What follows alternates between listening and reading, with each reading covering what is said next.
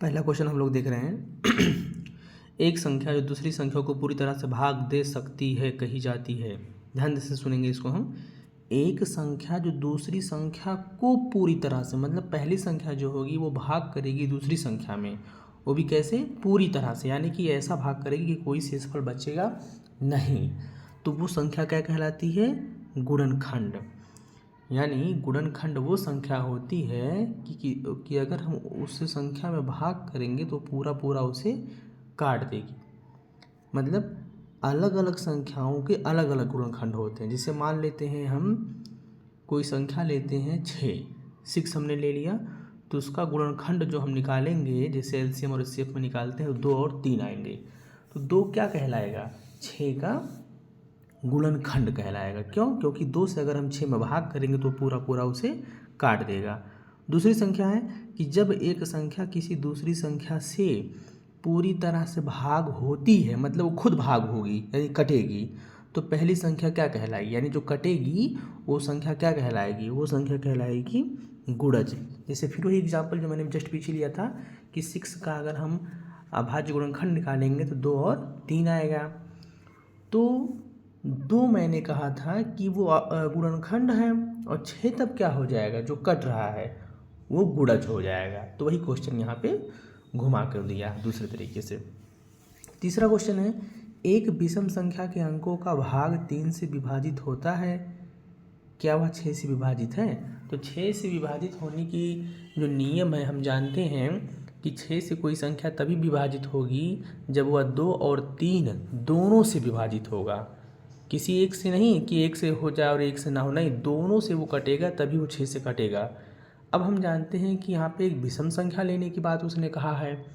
तो अगर विषम संख्या है, मान लेते हैं वो 3 से कट भी रहा है, लेकिन विषम होने के नाते वो 2 से नहीं कटेगा, क्योंकि विषम के लास्ट में 1, 3, 5, 7, 9 आता है, और जबकि 2 किसको काटता है? जिसके अंत में 0, 2, 4, 6, 8 आता है।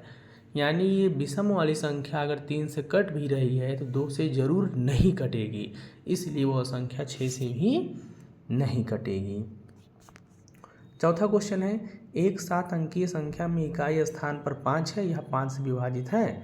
देखिए, वो 7 अंक का हो, चाहे 17 अंक का हो, चाहे 700 अंक का हो, मतलब बड़ी बड़ी संख्या हो, इससे मतलब नहीं है।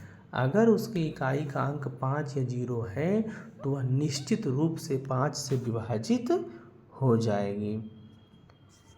36 और 48 का मासा है।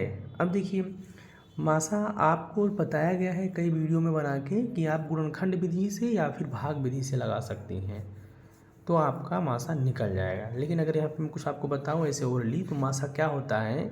मासा जिस संख्या का हम निकालते हैं वो बड़ी से बड़ी वह संख्या होती है जो उन संख्याओं को काट देती है। यानी मासा जो निकलता है जिन संख्याओं से निकालते हैं, तो वो मासा उन संख्याओं को पूरा पूरा काट देती है, मतलब कुछ शेषफल नहीं बचेगा। अब सोचिए, इन चारों ऑप्शन में से ऐसा कौन सा ऑप्शन है जो 36 और 48 को पूरा पूरा काट दे, और ध्यान रहे वो बड़ी से बड़ी भी रहे। तो पहला ऑप्शन है 24, 24 दूना 48, 48 तो कट गया लेकिन 36 नहीं कटेगा, इसलिए 24 नहीं होगा। 60 तो हो ही नहीं सकता, क्योंकि मासा जो होगा वो दी गई संख्याओं से बड़ा कभी आता ही नहीं है, उनसे छोटा ही आएगा, 10, 15, 18, 20 जो भी आएगा, लेकिन दी गई संख्याओं से छोटा ही रहेगा।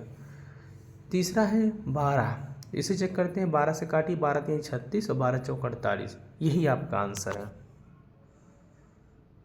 एक ऑप्शन और दिख रहा है 6 से भी कट रहा है, 6 छक्के 36 और 6 48, लेकिन वो आंसर नहीं है, क्योंकि मासा जो होता है वो बड़ी से बड़ी संख्या होती है। तो 6 से बड़ा अगर कोई है जो काट रहा है 36 और 48 को, तो वो आंसर बन जाएगा। तो 12 हमारे सामने है आंसर। अब देखिए, उसी का ठीक उल्टा लासा, मतलब क्वेश्चन नंबर 6 है। 6 और 10 का लासा है। अब लासा क्या होता है?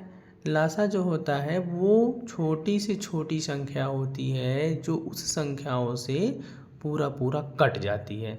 हमने देखिए मासा में क्या पढ़ा था कि मासा वो संख्या होती जो संख्याओं को काटती है। जैसे 36 और 48 का जो मासा हमने 12 लाया है ऑप्शन नंबर 5, क्वेश्चन नंबर 5 में, तो 12 इन लोगों को काटेगा।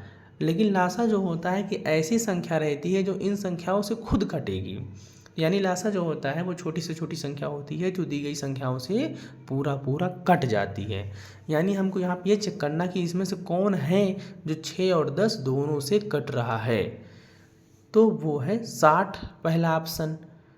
क्या 60 कट रहा है 10 से, सॉरी 6 और 10 से, तो 6 दहा में 60, 10 छक 60, हाँ ये तो कट रहा है। लेकिन अभी और ध्यान दीजिए, एक ऑप्शन और है 30, 6 पंचे 30 और 10 तिहाई 30, तो 30 भी तो कट रहा है, तो हमारा ऑप्शन होगा 30। क्यों? क्योंकि मैंने कहा था छोटी से छोटी संख्या होनी चाहिए, तो वो 30 ही है पहली संख्या जो 6 और 10 से कट रही है।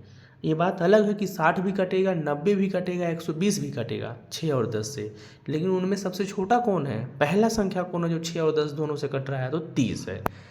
तो ये हो जाएगा हमारा लासा।